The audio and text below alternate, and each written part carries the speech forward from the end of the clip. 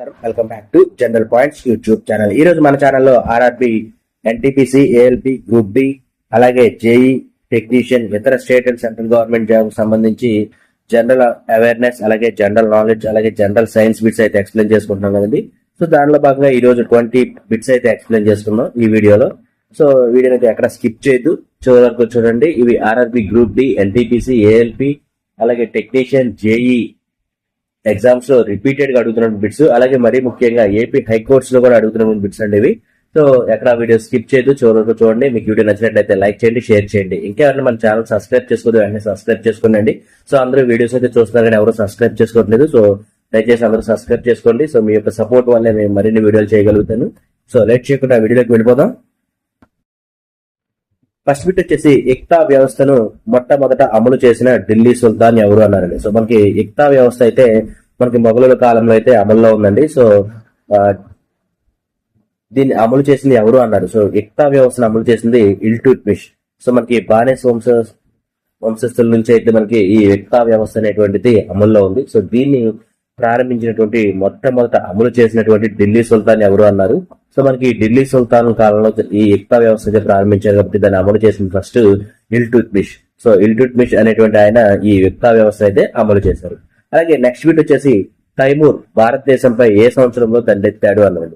So మనకి తైమూర్ అనేటువంటి ఆయన భారతదేశంలో 1398 సంవత్సరంలో భారతదేశంపై దండెత్తాడు. సో మోస్ట్ ఇంపార్టెంట్, తైమూర్ భారతదేశంపై ఏ సంవత్సరంలో దండెత్తాడు అంటే 1398.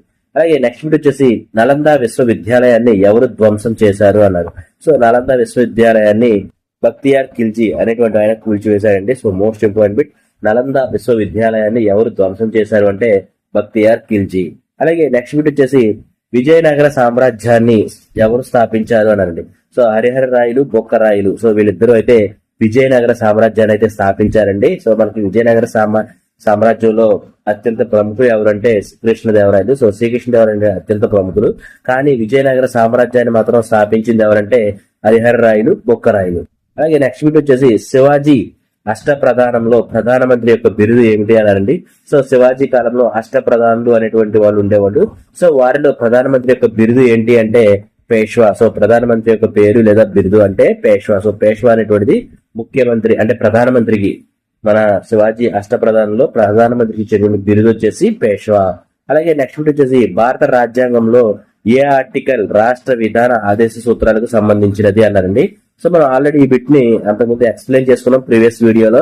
భారత రాజ్యాంగంలో ఏ భాగంలో రాష్ట్ర విధాన ఆదేశ సూత్రాలకు సంబంధించినది అన్నారు. సో అది వచ్చేసి పార్ట్ 4 లో అయితే ఉన్నాయని చెప్పుకున్నాం. సో కానీ ఇప్పుడేం అడిగాడు, భారత రాజ్యాంగంలో ఏ ఆర్టికల్ రాష్ట్ర విధాన ఆదేశ సూత్రాలకు సంబంధించింది అనండి. సో మనకి ఇది ఆర్టికల్ 36 నుంచి ఆర్టికల్ 51 వరకు అయితే ఈ రాష్ట్ర విధాన ఆదేశ సూత్రాలు అనేటువంటివి రాజ్యాంగంలో వివరించబడ్డాయండి పార్ట్ 4 లో. So most important bit. అలాగే నెక్స్ట్ బిట్ వచ్చేసి భారత రాష్ట్రపతి కావడానికి కనీస వయసు అర్హత ఎంత అనండి.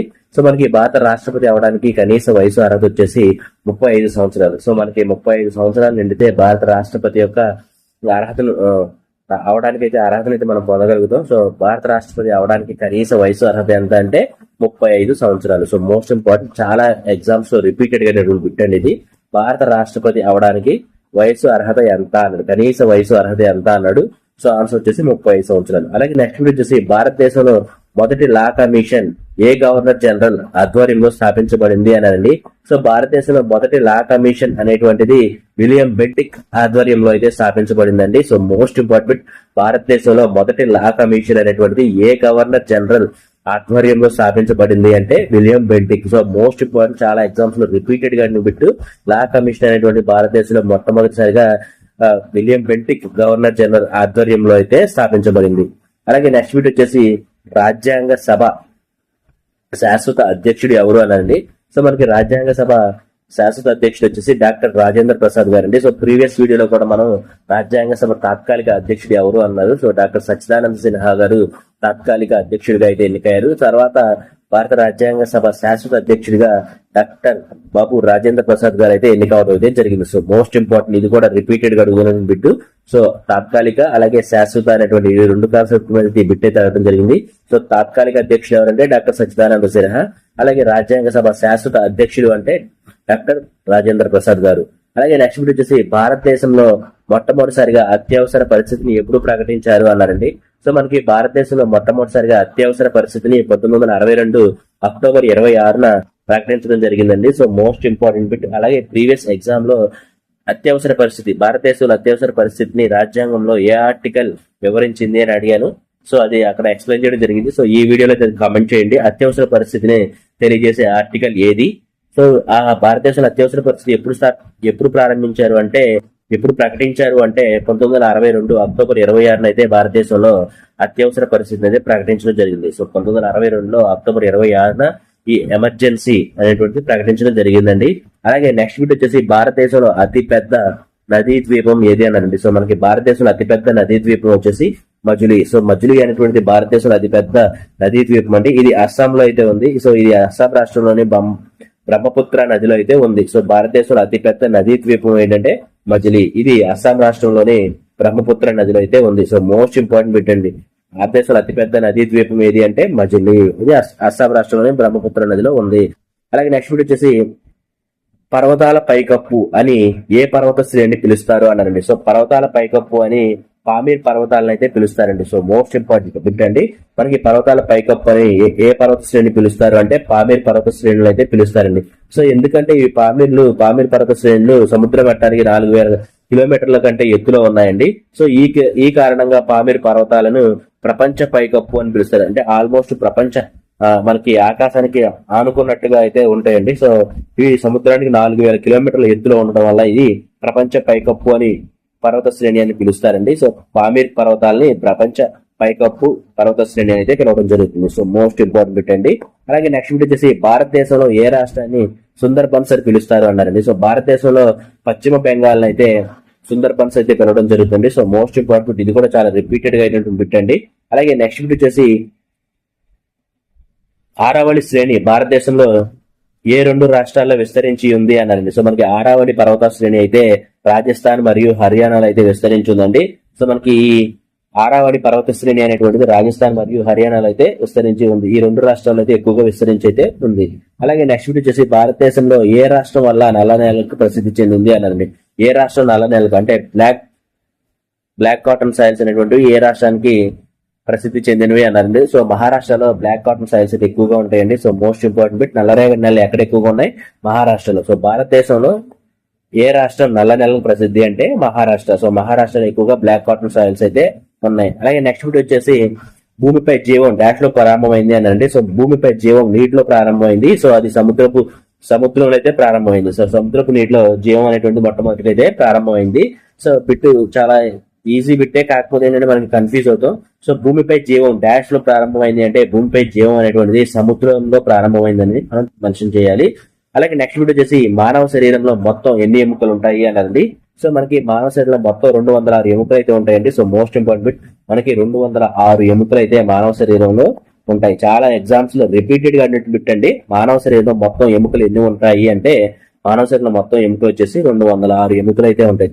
చాలా ఎగ్జామ్స్ లో రిపీటెడ్ గా అడుగుతున్నటువంటి బిట్ అండి ఇది. అలాగే నెక్స్ట్ బిట్ వచ్చేసి నీటి రసాయన సూత్రం ఏమిటి అన్నారు. సో నీటి యొక్క రసాయన సూత్రం వచ్చేసి H2O. సో H2O అనేటువంటిది నీటి యొక్క రసాయన సూత్రం అండి. సో మోస్ట్ ఇంపార్టెంట్, ఇది కూడా రిపీటెడ్ బిట్టే.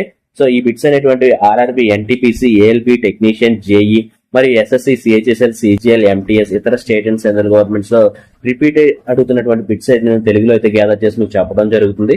సో వీడియోని మీరు చివరి వరకు చూడండి. అలాగే నెక్స్ట్ వచ్చేసి ఆకులలో కనిపించే ఆకుపచ్చ రంగును ఏమంటారు అనండి. సో మనకి ఆకుల్లో ఆకుపచ్చ రంగు అయితే కనిపిస్తుంది కదండి, దాన్ని క్లోరోఫిల్ అంటారండి. సో ఇది కూడా చాలా ఇంపార్టెంట్. ఆకుల్లో కనిపించే ఆకుపచ్చ రంగు వర్ణక ద్రవ్యాన్ని అయితే క్లోరోఫిల్ అంటారు. సో ఇది కూడా మనకి మోస్ట్లీ బయాలజీ పరంగా పెట్టండి, చాలా ఎగ్జామ్స్ లో రిపీటెడ్ గా అడుగుతున్నారు. అలాగే నెక్స్ట్ బిట్ వచ్చేసి కాంతి సంవత్సరం అనేది డాష్ ని కొలిచే ఒక యూనిట్ అన్నారండి. సో కాంతి సంవత్సరం అనేటువంటిది దూరాన్ని కొలిచేటువంటి ఒక యూనిట్ అండి. So most important. సో మనకి ఇవి కాంతి సంవత్సరం అనేటువంటిది ఒక సంవత్సర కాలంలో కాంతి అనేటువంటిది ఎంత దూరం అయితే ప్రయాణించదో ఆ దూరాన్ని కొలవడానికి ఉపయోగించేటువంటి యూనిట్. సో మనకి కాంతి సంవత్సరం అనేటువంటి దూరాన్ని కొలిచేటువంటి ఒక యూనిట్. సో మోస్ట్ ఇంపార్టెంట్, మనకి ఈ బిట్ అనేటువంటి ఎక్కువగా రైల్వేస్ లో అడుగుతుంది జరుగుతుంది. సో లైట్ ఇయర్ అనేటువంటిది ఏంటి అని అడుగుతారు. సో లైట్ ఇయర్ అనేటువంటి డిస్టెన్స్ ని మెజర్ చేయడానికి బట్టే ఉపయోగించేటువంటి యూనిట్. సో ఇవంటే ఈ రోజు ఈ వీడియోలో 20 బిట్స్ అయితే ఎక్స్ప్లెయిన్ చేయడం జరిగింది. So RRB, NTPC, ALP technician, JEE, అలాగే ఎస్ఎస్సి సంబంధించి సిహెచ్ఎస్ఎల్, సిజిఎల్, ఎంటీఎస్, ఇతర state and central government APSC అలాగే తెలంగాణ గ్రూప్స్ ఎగ్జామ్స్ లో రిపీటెడ్ గా అడుగుతున్నటువంటి బిట్స్ అయితే గ్యాదర్ చేసి మీకు ఈ వీడియోలో ఎక్స్ప్లెయిన్ చేయడం జరిగింది.